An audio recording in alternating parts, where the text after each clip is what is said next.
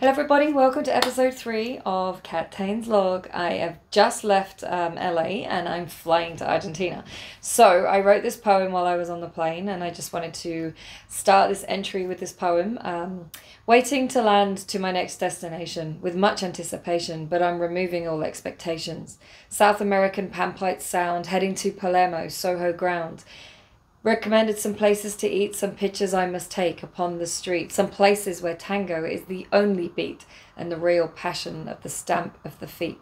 I've 5 days in Buenos Aires exploring new places and saying hola to some soul familiar faces. We are 2 hours from landing, wheels touching the ground. I can already hear the fiesta sound. Arriba mi gusta, vámonos, inbound. As I fly over the Andes, I feel the gusts of wind, creating turbulence as the Creator sings. Birds be loving the sky, riding those thermals so high, clouds so delicate to look at, making shapes at heaven's door, main players on the blue screen reminding us of awe. Brushing up on my Spanish, this adventure I'll fully embrace. This lifetime, the smile I can't replace. Argentina, I can't wait to see you. From the sky you look so fine. I've been told of your beauty, the Patagonian mountain line. From the ice caps, culture, nature, colour in the leaves. And the magic in the air and the way your smile leads. So, it is very early in the morning when I land into Argentina. And nobody told me that the beautiful people in Argentina spoke so fast. So here I am, like trying to get a little bit of confidence back with my Spanish. I moved away from por favor una cerveza. I was trying to actually realize that, okay, if what I think is going to happen is going to happen, I'm going to end up having some pretty, powerful and in-depth conversations with people. And I want to be able to communicate, it's not easy to bring people back to ancestry lines and things like that if you can't communicate in their language. And yes, we have Google Translate, but I also am making this whole thing of not wanting a local SIM card and doing it through the older ways when it comes to language, charades and pictures, and finally getting the word that I need or asking for help. So that's part and parcel of this journey as well, is just stepping myself out of my comfort zone and really trying to recall those words from my Spanish lessons. Here I am. I've landed in Argentina. Passport control was interesting. Here's Kat. She's trying to do everything on the fly. Gets to immigration, passport handed in, straight away. Where are you staying? Where am I staying? Yeah, we need to know where you're staying. Well, I don't have anywhere yet. I'm kind of not booked anywhere. Yeah, unfortunately, you need to have somewhere to stay for us to let you into the country. Okay. So here's the downside about not having any local SIM card, which obviously is impossible when you've just arrived. But the downside is that the Wi-Fi is usually pretty slow at the airports, and obviously it's not secure. So I just had to be in full trust. I'd heard about the Selena hostels and basically thought, you know what, I'm just going to go with this. Alvaro had told me about the Selena hostel, so I went ahead and booked it. And then I was like, here's my address. I've got somewhere to stay. So yay, I finally got into the country. And wow, everything was very, very, very fast paced. The language, it was like a huge kind of,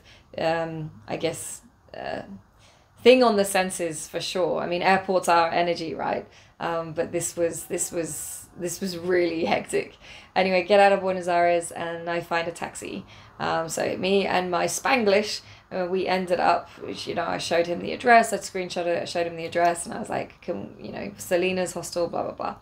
Anyway, so finally arrived, he drove through the city, and I was like, wow, the first thing I noticed was the street art, like the graffiti and the beautiful parks. This city just had this vibe about it that is just one of energy, but energy in a way of not like what you get in most cities. It's got an energy of kind of relaxedness almost, and maybe is because there are so many trees and parks there. You know, on the first drive in, I saw that the streets were pretty clean as well. You know, and I was excited about my time there, you know, because I'd never really, as I said, drop all expectations. I'd never been to Argentina, didn't know much about Argentina, just knew this is where I was needing to be.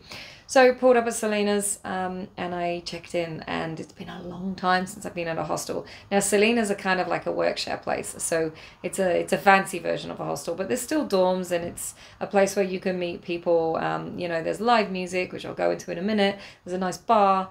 You know, the food's pretty good. They sell things in the front of the shop as well. So yeah, anyway, I got my room and I checked in, and I had a dorm with two other people. Neither of them really were interested in being social, so that's fine. I kind of just dumped all my stuff on the bed, and I thought, right, I'm going to go downstairs, have a coffee, of course, and then I'm going to go out and explore where I'm staying. So that's exactly what I did.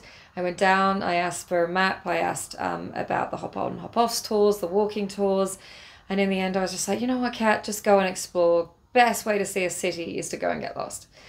So that's what I did. And the first thing I did, I just trusted my fate. You know, guides, ancestors, people who are in my soul group. I'm here. I'm an English woman lost in Argentina. Well, not lost. But certainly didn't know where I was going. So guide me to where I need to go. Guide me to the people I need to meet. And guide me to the experiences I need to have and why I'm here. And within seconds, there I go. I started walking down this street.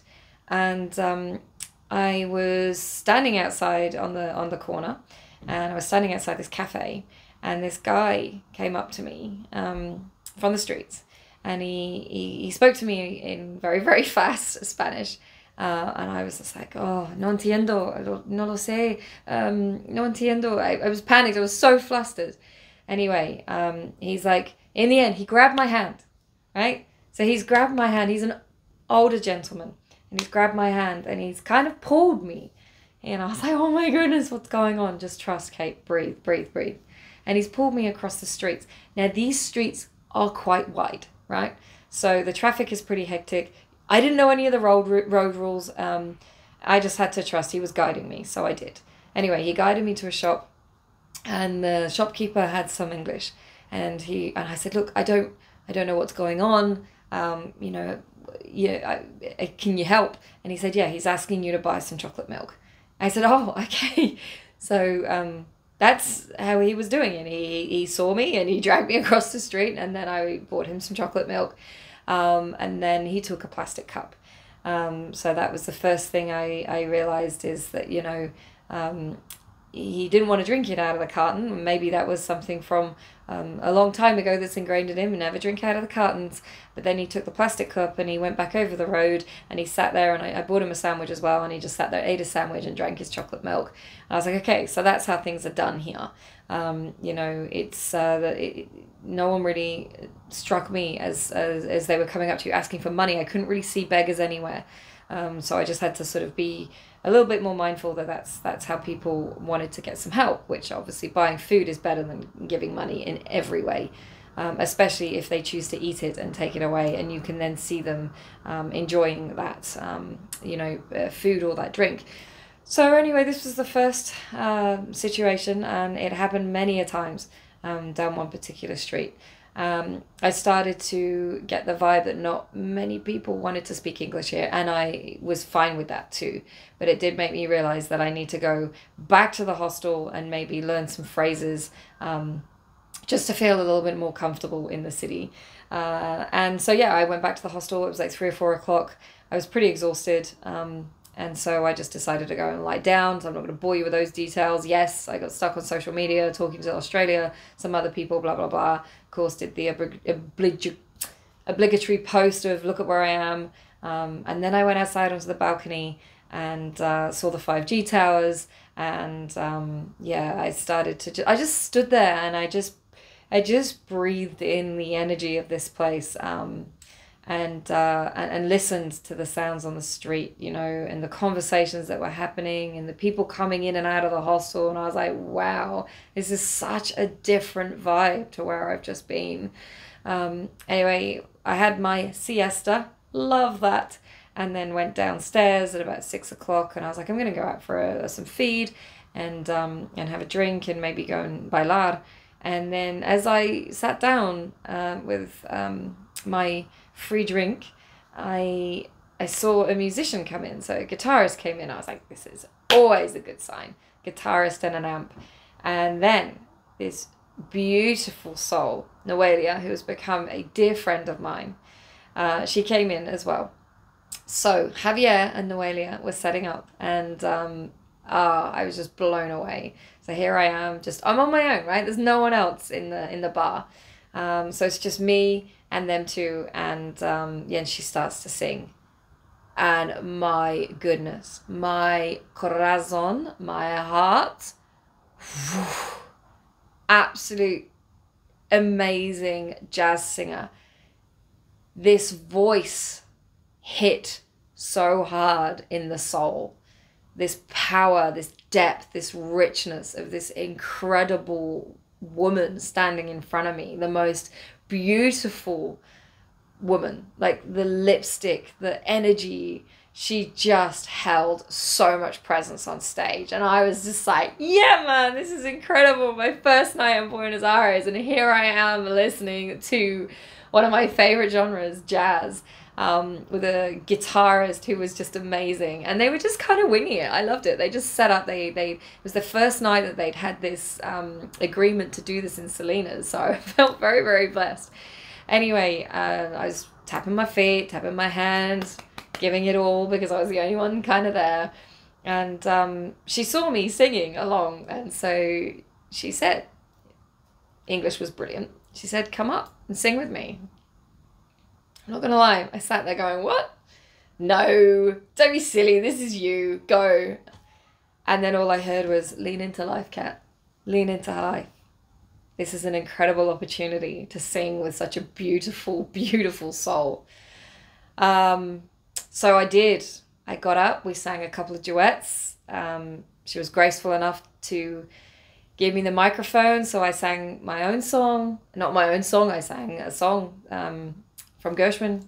And then, she told me she was going out to this jazz gig with another friend. And so those guys went off. And then Javier said, did I want to go out? So I leaned into life, and I ended up having an incredible night out with these guys. And then there was a Brazilian guy who was sat on the outside of the hostel, and I was just like, Javier was having a cigarette, and I said, Javier, let's just invite him as well. He looks like he's not doing much, and if he says yes, he says yes. If he says no, he says no. So we did, and we all went out together, and it was amazing. And they took me to this craft beer bar that had like 4 beers on tap, and one was the local. So you kind of went in, it was like a hole in the wall style bar. And then we went in, and like, wow, this club was huge out the back, and it had a balcony and everything. Anyway, lots of beer was flowing, lots of dance was happening, lots of conversation. There was a bit of weed that was being smoked, because turn a blind eye apparently when you do it in certain vibrations.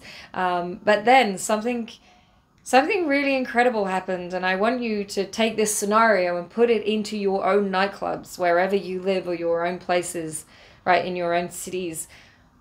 There was a glass that dropped from a top balcony, and it dropped all the way down, and it smashed, and it cut the Brazilian guy. Not badly, but it still cut him. It drew blood. And these guys, they leaned over, and obviously they'd done it by accident, and they were so sorry. They were so apologetic. They came down, they made sure he was okay. And this was what amazed me. Here's a guy dripping claret down his hand, and he just was like, honestly, guys, it's okay. These things happen. Where do you see that? Where do you see that kind of acceptance and forgiveness that shit happens? Well, I saw it a lot, actually, in Argentina and in Brazil. But this incredible moment that just brought me back to these good people in this earth. And not everything is about suing someone or getting angry when accidents happen. So it was a beautiful, scenario just to witness. Obviously, we checked he was okay, made sure there was no glass in his cut. But he was like, no, I'm fine.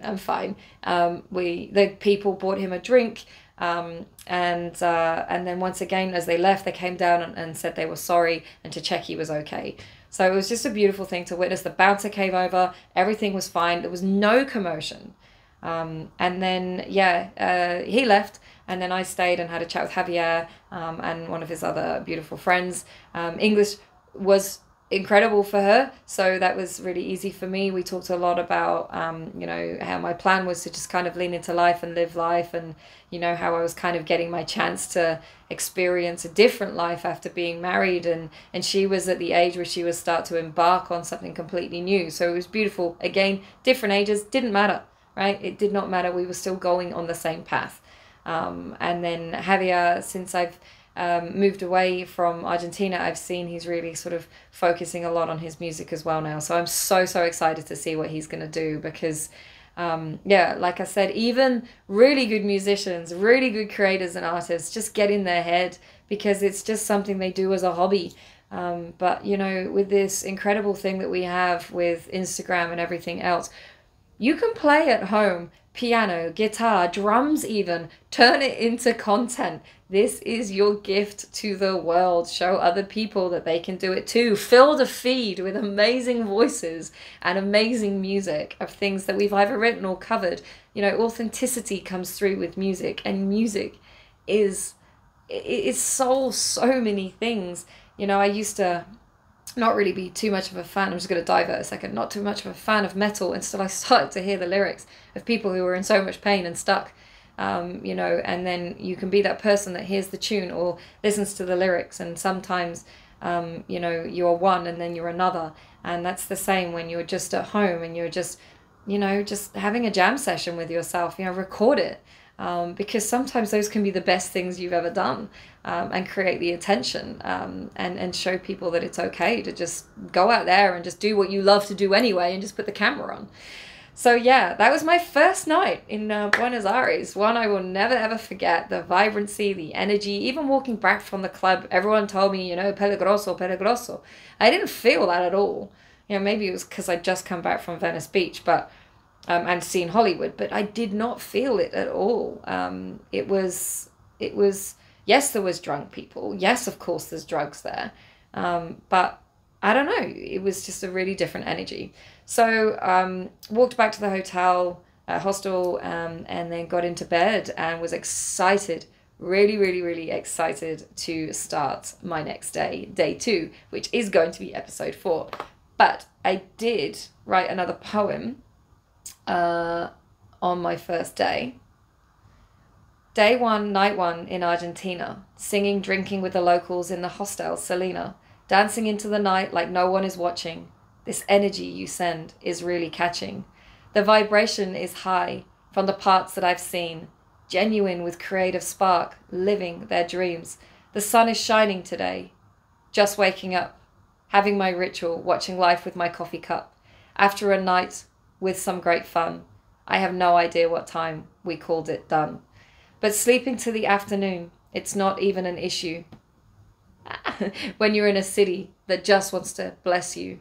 Looks like some time in the park, then I'll find some food and rest until it's dark. When the life becomes alive and this city has such a special vibe. The sound of the traffic and the music playing from the door. Buenos Aires, first impression, the place that leaves you wanting more. So that is a beautiful way to lead me on to my day 2. And I'm probably going to roll day 2 and day 3 all into one. But anyway, thank you for listening. I'm stopping this at 19. And so much love.